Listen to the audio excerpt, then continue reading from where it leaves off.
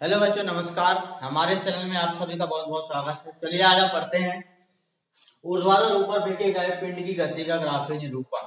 ठीक है ना। जब पिंड को ऊर्ध्वाधर दिशा में जब हम फेंकते हैं तो उसकी गति किस प्रकार होती है और उसमें जो पैरामीटर हैं, जो भी हम अवयव लेते हैं, वो किस प्रकार से उसमें परिवर्तित होते हैं। ठीक है, तो उसके बारे में आज हम अध्ययन करेंगे। चलिए देखते हैं। यहाँ पर हम सबसे पहले हम कोई भी एक वस्तु ले लेते हैं। जैसे उसको मैंने ऊपर फेंका, ठीक है। तो हम जब वस्तु को फेंकते हैं तो हमारे पास जब हाथ में रहती है वस्तु उस समय तो उसका वेग 0 होता है। पर जैसे हम वस्तु को फेंकते हैं, ठीक है, तो कोई ना कोई वेग से हम क्या करते हैं, उसको ऐसा मतलब हाथ को देखो, अब मैं कैसा ले जा रहा हूँ, यहाँ से पहले से बल लगा रहा हूँ। ठीक है, जब वस्तु हाथ में है उस समय भी उसका कुछ ना कुछ वेग होगा। मतलब जैसे ही हम फेंकते हैं तो वस्तु का कुछ ना कुछ प्रारंभिक वेग होगा। ठीक है, यहाँ पर 0 नहीं होगा। परंतु जब वस्तु चलते चलते ऊपर चले जाती है और एक ऐसे बिंदु पे जाती है जहां से वो फिर रिटर्न होने लगती है, तो उस अधिकतम ऊंचाई वाले बिंदु पर उसका वेग कैसा हो जाता है, 0 हो जाता है।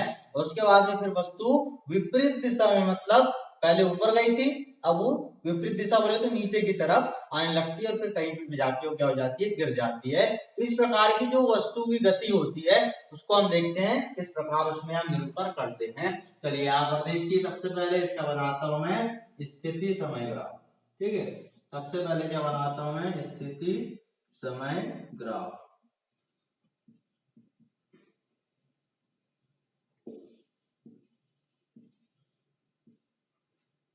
तो यहाँ पर देखिए आप, वस्तु को जब मैंने यहाँ से फेंका था, ऊपर की तरफ फेंका था, तो इसका वेग क्या था, यहाँ पे बहुत ज्यादा था। ठीक है, तो वेग इसका कम होते होते होते होते कम हो गया। फिर एक स्थिति ऐसी आई, इसका वेग क्या हो गया, 0 हो गया। फिर यहाँ से कैसा हो गया, वापस हो जाता है, फिर इसका वेग बढ़ने लगता है। ठीक है, इस प्रकार हम देखते हैं कि जब वस्तु जो है गति करती है ऊर्ध्वाधर दिशा में, पहले उसका वेग जो रहता है क्या रहता है, बहुत ज्यादा रहता है, मतलब u प्रारंभिक वेग। ठीक है, और उसके बाद ये वेग कम होते होते होते होते यहाँ पर वेग क्या हो जाता है, v बराबर 0 हो जाता है। ठीक है, इसको हम अंतिम वेग मान लेते हैं ये वाली गति के लिए। ठीक है, और यहाँ पर देखिए फिर से वस्तु जो है रिटर्न होती है और यहाँ पर आती है, इसका वेग फिर से क्या हो जाएगा, u हो जाएगा।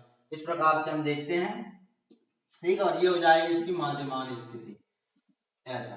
तो ये हो गया इसके स्थिति समय ग्राफ हो गया ये। अब इसके बाद में हम देखते हैं इसका वेग समय ग्राफ। क्या देखते हैं इसका हम, वेग समय ग्राफ। इसके बारे में देखते हैं यहाँ पर इसका वेग समय ग्राफ क्या हो जाएगा।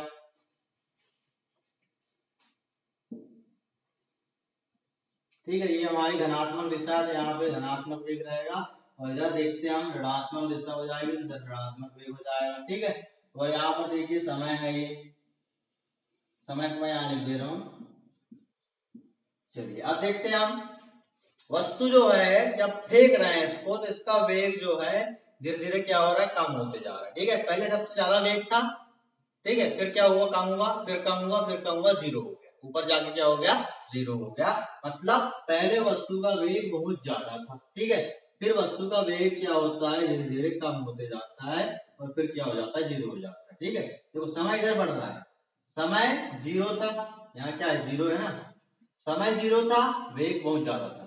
ठीक है, फिर समय बढ़ा, वेग कम हुआ, समय बढ़ा और कम हुआ वेग, फिर समय बढ़ा और कम हुआ, फिर समय जो हो गया, मान लो यहाँ पे कोई संख्या है, वहां पे आया तो वेग क्या हो गया, इसका 0 हो गया।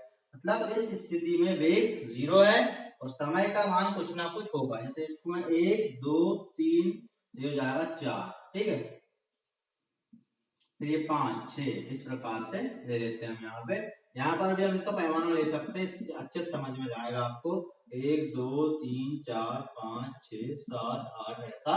देखो यहाँ पर वेग ज्यादा था, ज्यादा से कम होते जा रहा है और समय जो है बढ़ते जा रहा है। अब इसके बाद में क्या हो रहा है, देखो जब वेग ऊपर जाकर 0 हो जाता है उसके बाद में वस्तु क्या कर रही है, विपरीत दिशा में वेग को बढ़ा रही है ना।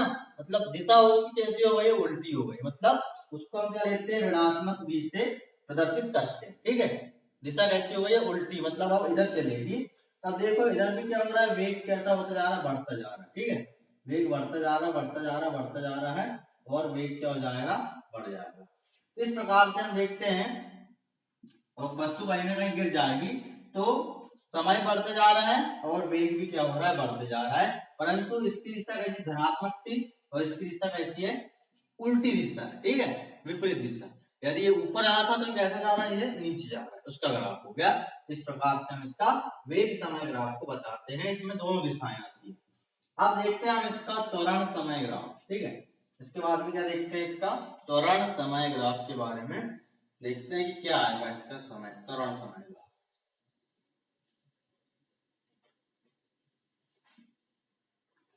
तो जो त्वरण समय ग्राफ है,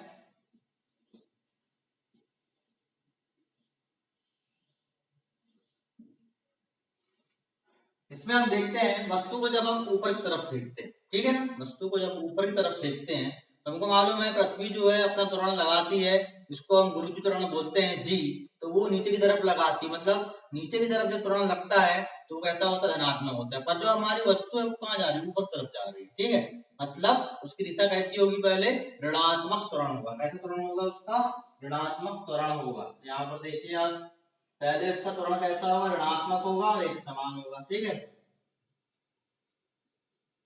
अब इसके बाद में हम देखते हैं वस्तु जब ऊपर जाती है तो उसका त्वरण कैसा हो जाता है, जीरो। ठीक है, वस्तु एकदम ऊपर चले गई तो वेग जीरो हो गया, वेग जीरो हो गया मतलब त्वरण भी कैसा हो जाएगा, जीरो हो जाएगा। ठीक है, थोड़ी गलत बोल दिया मैंने थोड़ा। ठीक है, वेग तो जीरो हो जाएगा पर जो त्वरण हो जाएगा वो कैसा हो जाएगा, वो अधिकतम हो जाएगा, मतलब नियत हो जाएगा, कुल मिला के उसका मान अधिकतम हो जाएगा। फिर से वस्तु जो है नीचे की तरफ जब आएगी तो उसका त्वरण का मान कैसा हो जाएगा, नियत रहेगा, जिसको हम जी से दर्शाते हैं। परंतु इसकी जो दिशा है कैसी हो जाएगी, उल्टी दिशा में रहेगा। तो इसकी दिशा कैसी हो जाएगी, यहाँ पर प्लस जी। ठीक है, ये क्या हो जाएगा, प्लस जी, और ये हो जाएगा माइनस जी की दिशा में हो जाएगा। ठीक है, इस प्रकार से हम इसका त्वरण समय ग्राफ निकालते हैं। त्वरण समय ग्राफ, ये इसका 0 पॉइंट। ठीक है, ऋणात्मक त्वरण,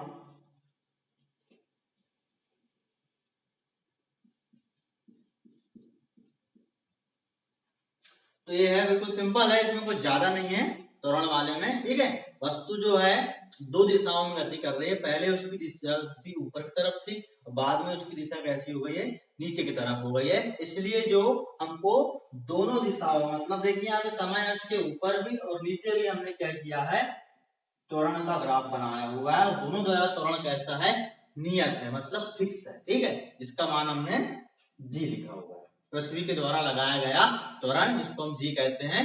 तो ऊपर की दिशा में भी वही लगेगा और नीचे की दिशा में भी वही लगेगा। ठीक है, परंतु जब वेग शून्य होता है ना, ऊपर सबसे ऊपर वाले पॉइंट में, उच्चतम बिंदु पर, तब जो त्वरण है वह अधिकतम हो जाता है। ठीक है, उस पॉइंट पे फिर से वह उसको अपनी तरफ क्या करता है, दूसरी तरफ खींचता है, उसकी दिशा को मोड़ देता है। इस प्रकार से हमने देखा कि जब हम किसी पिंड को ऊर्ध्वाधर ऊपर की तरफ फेंकते हैं तो उसमें इस प्रकार से हमको तीनों ग्राफ प्राप्त होते हैं। ठीक है, इस प्रकार से हमने आज की क्लास में पढ़ा। तो वीडियो को लाइक शेयर जरूर करें और हमारे चैनल को सब्सक्राइब करें, और जो भी कमेंट है, क्वेश्चन है, तो आप जरूर उसको कमेंट बॉक्स में लिखिए। धन्यवाद, नमस्कार।